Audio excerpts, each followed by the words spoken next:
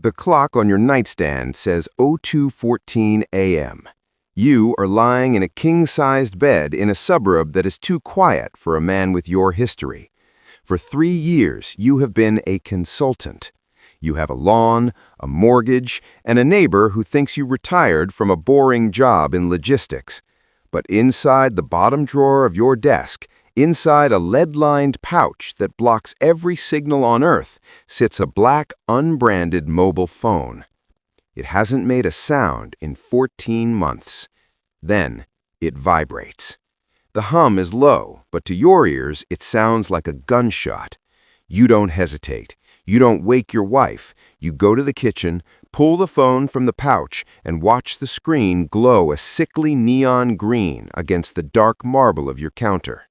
There is no name, just a string of encrypted digits. You answer.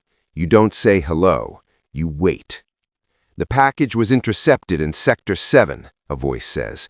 It's a flat, mid-Atlantic accent. Professional. Cold.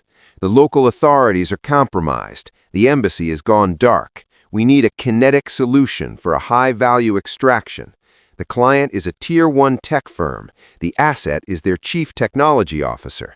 He is currently in a safe house that is being surrounded by a militia that doesn't take prisoners. You know Sector 7. It's a coastal city in a country where the government changed 3 times in the last month. It's a maze of narrow alleys, corrugated metal roofs, and technicals, pickup trucks with heavy machine guns bolted to the back. What's the rate, you ask? Your voice is raspy from sleep, but your mind is already mapping the satellite imagery you haven't seen in years. $3,000 per day, the voice replies, plus a $500,000 success bonus if the asset breathes air on a U.S.-flagged vessel. There is a private jet waiting at a municipal airfield 40 minutes from your house. You have 4 hours to be wheels up. Are you in? $3,000 a day. In 2 weeks, you could pay off your mortgage. In a month, you could disappear forever. But you know what that money represents. It's hush money. It's the price of a life that doesn't exist on any map. It's the cost of being a ghost who can walk into a fire and walk back out with someone else's prize. You look at the darkened hallway of your quiet home. You think about the normal life you've tried to build. Then you think about the weight of a plate carrier and the cold click of a magazine locking into a well. I'm in, you say. You hang up. You take the battery out of the phone and drop it in a glass of salt water. You walk to your garage, pull a duffel bag from a hidden compartment behind the water heater, and start checking your kit. You aren't a husband or a neighbor anymore. You are a high-threat extraction specialist, and the clock is already ticking. You don't land in the capital city with a rifle. You land with a tourist visa, a digital camera, and a shirt that smells like cheap laundry detergent. You are the advance party. In the world of high-threat extraction, you are the most vulnerable member of the team and also the most vital. Welcome to Level 1, the spotter. While the heavy hitters are still prepping their gear in a hangar in Cyprus, you are already on the ground in Sector 7. Your job is to be invisible. You aren't a soldier, you are a ghost. You spend your days sitting in crowded cafes, nursing a lukewarm tea, and watching the patterns of the local militia. You aren't looking for enemies, you are looking for rhythm. You map the dead zones in the city's aging CCTV network. You identify which alleys are too narrow for an armored SUV and which rooftops have a clear line of sight to the safe house where the asset is being held. You note the timing of the checkpoints. Does the guard at the bridge sleep at 3 a.m.? Does the local police captain take a bribe in the afternoon? This is pattern of life analysis. If you get it wrong, the team walks into a kill zone. If you get it right, the extraction is over before the militia even realizes their prize is gone. The pay for a spotter is $1,200 a day. It sounds high until you realize you have zero backup. You carry no weapon because a gun in your waistband is a death sentence if you're searched. Your only defense is your ability to blend into the background of a failing state. You are a Westerner in a place that hates Westerners, trying to look like a bored journalist or a low-level NGO worker. Your office is a burner phone and a set of encrypted maps. You send short burst transmissions back to the team leader. Checkpoint Alpha, 4 men, 1 PKM machine gun, rotation at 0400, high probability of sleep. Eggsville Route Blue, construction on the bridge, impassable for SUVs, switch to Route Gold. You live in a state of constant low-level paranoia.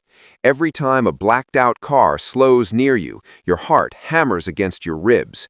You know that if you're burned, the company will deny you exist. You aren't on the official manifest. You are a private citizen who went missing in a dangerous place. But you stay, you watch, you wait.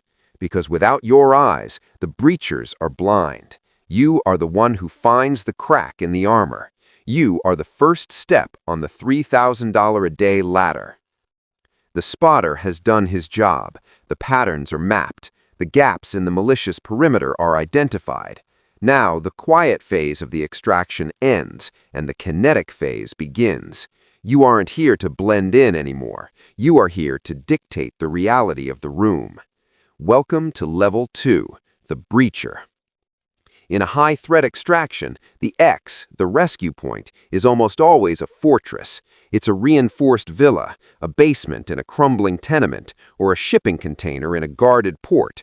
The people holding the asset don't want to let them go, and they've bolted the doors to prove it.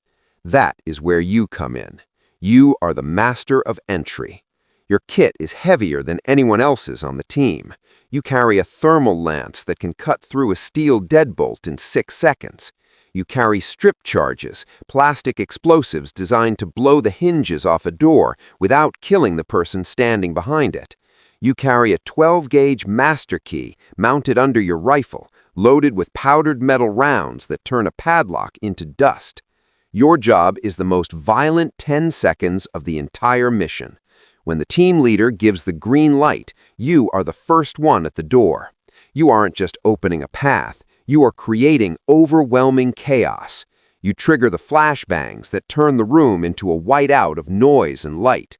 You are the wall of muscle and armor that clears the way so the shield can reach the asset. The pay for a breacher jumps to $1,800 a day. You are being paid for a very specific, very dangerous set of technical skills.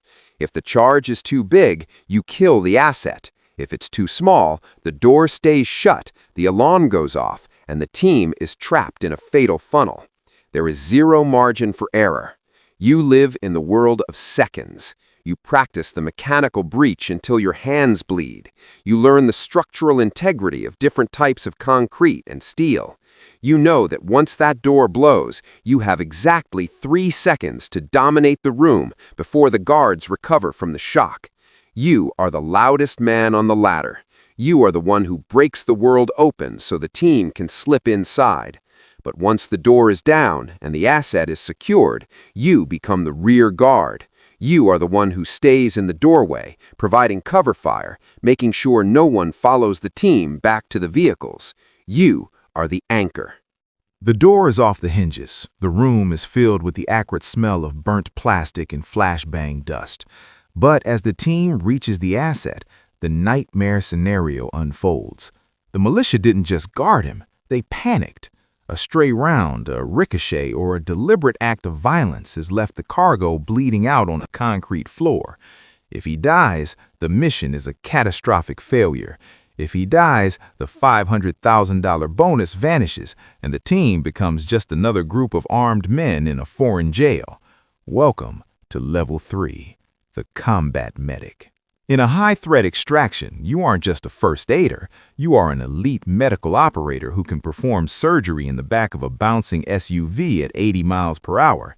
You carry a trauma kit that costs more than a mid-sized sedan, packed with freeze-dried plasma, advanced hemostatic agents, and portable ventilators. While the breacher holds the door and the team leader coordinates the exit, you are on your knees in the dirt.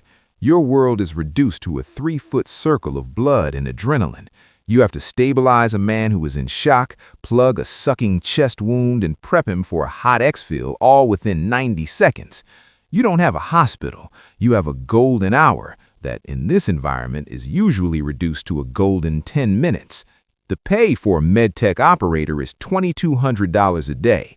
You are being paid for your cool. Anyone can shoot. Not everyone can thread an IV line into a collapsing vein while bullets are impacting the wall outside. You are the insurance policy. You are the only reason the asset stays an asset and doesn't become a liability. You spend your downtime studying the specific medical history of the target. Does he have a heart condition? Is he allergic to morphine? You carry his life in your medical bag. During the high-speed chase back to the border, you are in the rear of the vehicle, braced against the door, maintaining an airway while the driver swerves through traffic.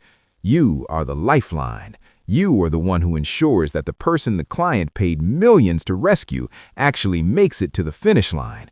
Without you, the extraction is just a very expensive suicide mission. The asset is loaded. The medic is zip-tying a pressurized bandage. The breacher is stepping into the rear seat, but the militia has recovered. They've blocked the main road with a burning bus, and 3 pickup trucks with mounted machine guns are screaming around the corner. The extraction is no longer about a room. It is about a 3-mile stretch of asphalt between you and the extraction point. This is where the mission succeeds or dies in a ball of fire. Welcome to Level 4, the driver, the wheelman. In a high-threat extraction, you aren't just driving, you are a tactical pilot of a 5-ton weapon. Your vehicle is a specially modified SUV, armored to level B7, equipped with run-flat tires, reinforced bumpers for ramming, and a high-output engine that can push through a barricade without stalling. You don't look at the road like a civilian. You look at it as a series of vectors and escape corridors. Your job is the most high-stakes physics experiment on Earth. You have to perform a J-turn in a narrow alleyway while taking fire. You have to know exactly where to hit a blocking vehicle to spin it out of the way without disabling your own radiator. You have to maintain 80 miles per hour through a crowded market without losing control, all while the team leader is screaming coordinates into your headset. The pay for a master driver is $2,500 a day. You are being paid for the save. If the engine dies, the team dies. If you flip the vehicle, the mission ends. You spend your downtime studying the city's traffic patterns, the height of the curbs, and the structural integrity of the local guardrails. You know which side streets are dead ends and which ones lead to the open highway. You live in a state of mechanical sympathy. You can feel the heat of the brakes through the floorboards. You know exactly how much traction you have left on a shredded tire. While the rest of the team is looking out the windows with their rifles, you are looking 3 blocks ahead, searching for the bottleneck where the militia will try to pin you down. You are the engine of the extraction. You are the one who turns a desperate retreat into a successful escape. When you finally hit the dirt strip where the transport plane is waiting and you smell the scent of burning rubber and scorched oil, you know you've earned every cent of that $2,500. You are the reason the asset is still moving toward the border. The SUV is screaming through the outskirts of the city. The medic is working, the breacher is scanning the rear, and the driver is weaving through a maze of burning debris. But someone has to be the brain in the middle of the storm. Someone has to look past the bullets hitting the glass and see the entire map of the country. Someone has to make the go, no-go call when the plan falls apart in real time. Welcome to Level 5, the team leader, the architect of chaos. In a high-threat extraction, you are the conductor of a very violent orchestra. You aren't just a shooter anymore. You are a data processor.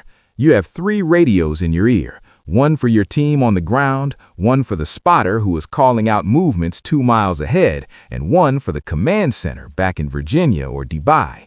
You are the one watching the live drone feed on a rugged tablet strapped to your chest, seeing the malicious reinforcements closing in before your driver even rounds the corner.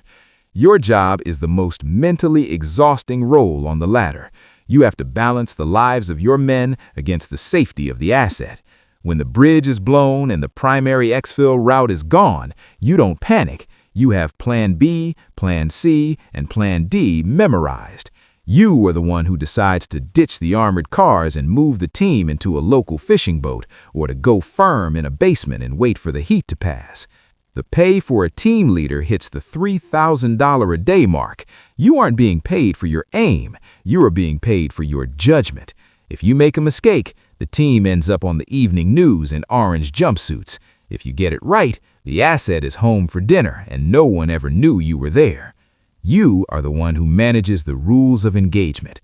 You decide when to fire and when to disappear. You live in a world of worst-case scenarios. You spend your downtime arguing with the lawyers and the clients about acceptable risk. You are the one who carries the encrypted satellite phone that links the desert floor to the halls of power. When the mission is over and the transport plane lifts off, the rest of the team sleeps. You don't. You start writing the after-action report, detailing every round fired and every dollar spent. You are the architect. You are the reason a group of highly armed individuals doesn't turn into a disorganized mob. You turn chaos into a plan. And for $3,000 a day, the client expects nothing less than a miracle.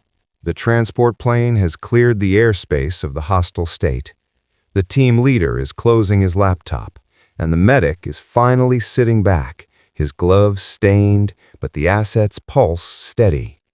The field work is over, but thousands of miles away, in a penthouse suite overlooking the Potomac, or a private club in Mayfair, the man who actually made this happen is just pouring his first drink of the night. Welcome to Level 6, the broker, the shadow director.